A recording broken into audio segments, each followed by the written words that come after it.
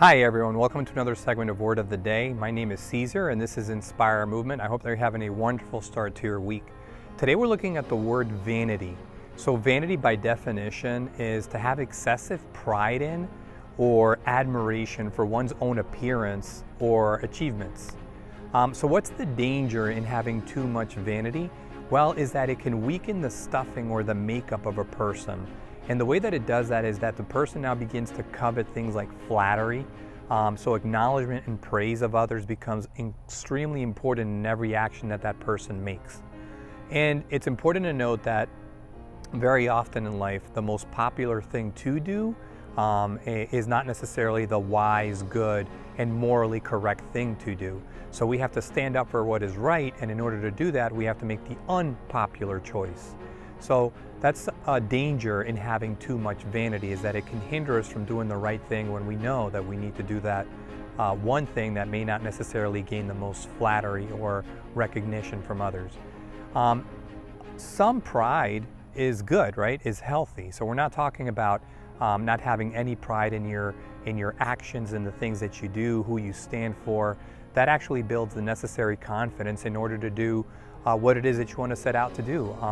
To reach your dreams, carry out with your ambitions in life, in all realms, whether that be in love to career. It's when it's too much that it becomes something like vanity, and you begin to really do things for sheer flattery or seeking flattery from others, that it can become very toxic and dangerous.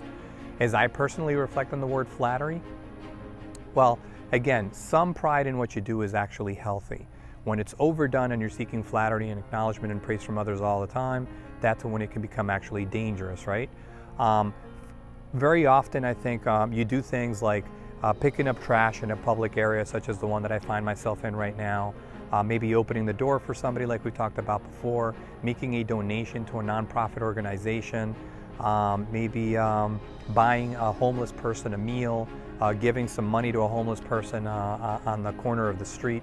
All of these things can be done, and nobody's going to give you any form of recognition for it. That doesn't mean that we shouldn't do it, right? So I think when we don't do good things, what we know to be right, for flattery, that's what makes it awesome. That's what makes it really, really good. Also important to note that when we're constantly seeking things like acknowledgement or praise, we're going to fall victim to that, to our own demise, because there's always going to be naysayers. No matter where you are in life, in what circles you surround yourself in, you could be doing the best that you can to do the right thing, and you'll have people that may very often criticize you for what you're doing anyway. So then what are you going to do? You're not going to do what you're supposed to be doing? No, you can't do that. So what's best is to do the right thing come what may, every day, and not for recognition or praise, simply because we know it to be the right thing. And I know exactly that that's what you're going to do. So let's try not to live for flattery, but just try to live to doing the right thing. I often say that God doesn't really care how much human flattery we receive or how much human praise we receive. All he cares about is that we do the right thing every day with full conviction, and that's really the best way to go about things in life. I hope that you find some of these reflections worth your while. We certainly do it with a lot of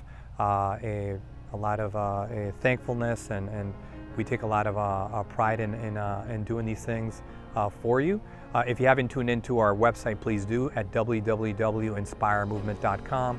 Please check out our retreats, as they've been open now for a few weeks. I hope that you resonate with all the material that we put out there for you every week, and that you have a wonderful week. Thank you so much for your time, and we look forward to seeing you again next week.